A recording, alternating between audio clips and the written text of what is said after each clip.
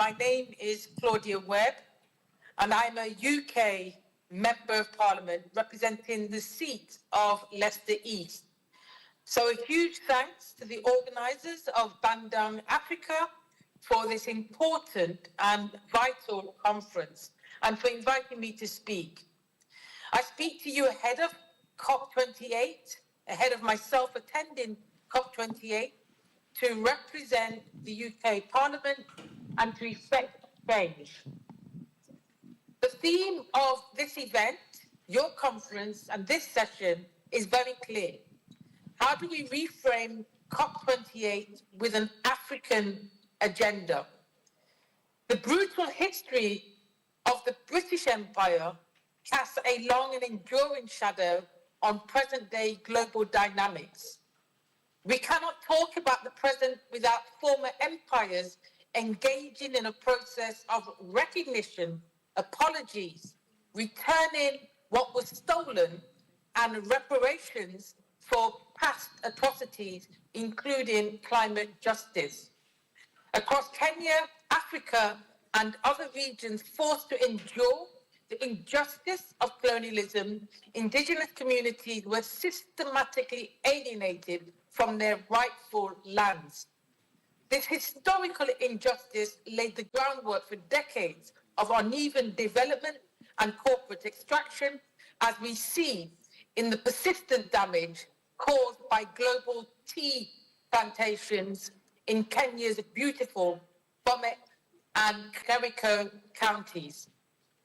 The findings of the Kenya National Land Commission in 2018 demonstrated the enduring human rights violations of the Kipichis and Talai people. This is just one of many examples of the enduring destructive legacy of Western colonialism. The time has come for former empires to apologize for and take seriously the historical debt they owe to the country's communities and individuals who endured their cruelty.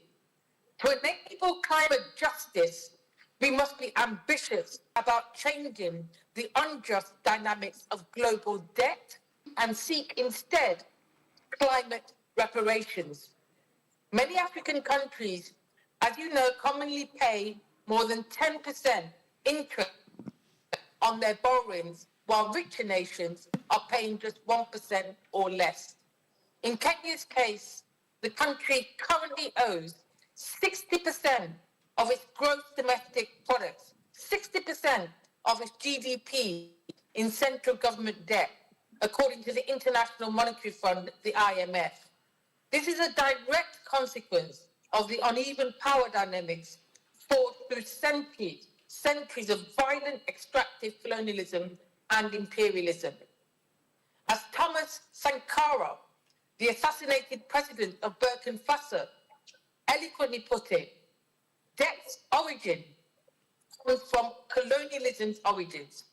Those who lend us money are those who had colonized us before. Under its current form, debt is a cleverly managed reconquest of Africa, aiming at subjugating its growth and development through foreign monetary and financial rules. In essence, this is neo-imperialism, in which global debt, administered through the International Monetary Fund and the World Bank, plays a central part in the continued control and subjugation of Africa and other global South countries, meaning that each and every one of Africa's citizens becomes a financial slave to this debt.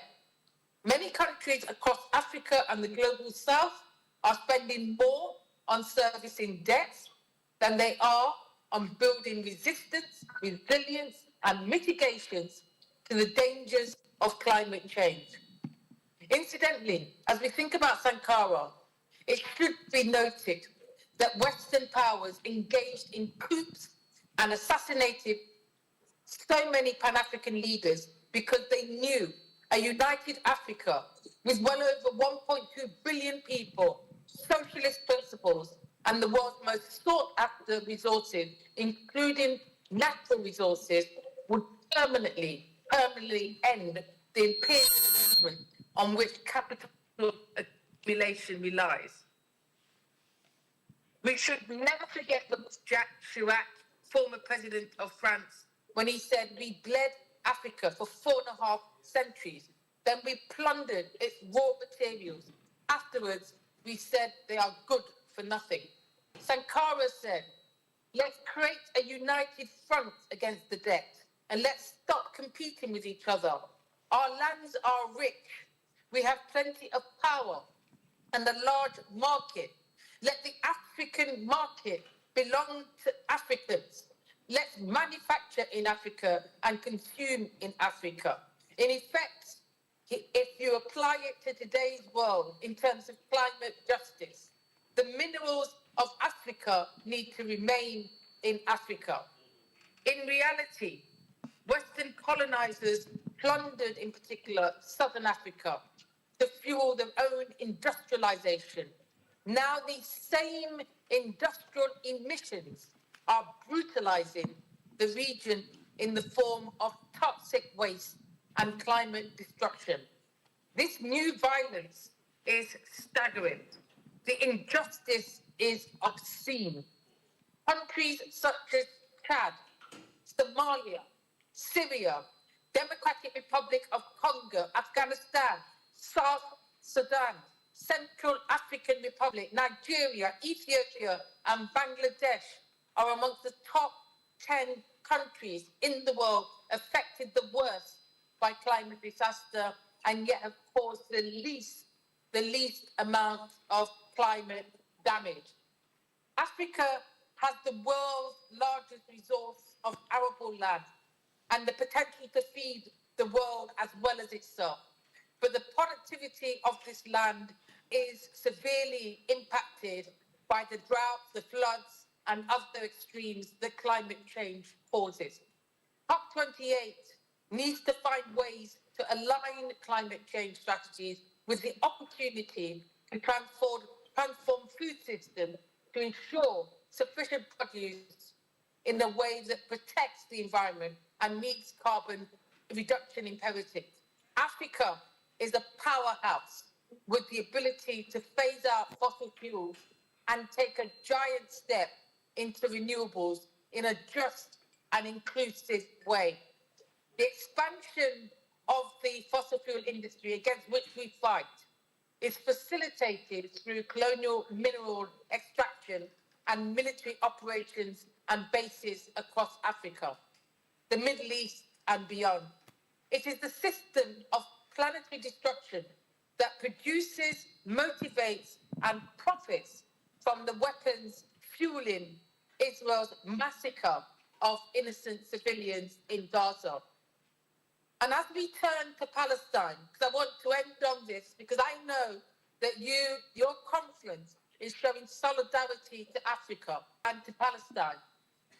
But as we turn to Palestine, for over 75 years, Palestinians have resisted the theft and occupation of their land and the exploitation of their natural resources. The UK was heavily involved in the birth of the Israeli colonial state through the Balfour Declaration. Today, the UK continues this legacy as it licenses and exports arms to Israel, which are used on Palestinians and then marketed as battle-tested to perpetrate war crimes elsewhere. Each year, the US sends at least 3.3 billion of taxpayers' money to financially aid Israel and support the occupied forces. Most of the bombs that have been dropped on Gaza in the last 8 weeks have been internationally manufactured. So as we fight for the end of fossil fuels, for climate reparations and an eco-socialist future, we must call for an immediate ceasefire, an end to international military aid and complicity, and a free Palestine. If climate justice means anything, then demilitarization and decolonization must be central to our demand. Ignoring the massacre of Palestinian people is not a world where climate justice is possible. We have to reflect our connected struggles and demonstrate international solidarity with the Palestinian people. Africa has a future. We together can realize this. So solidarity, my friends, solidarity. Thank you.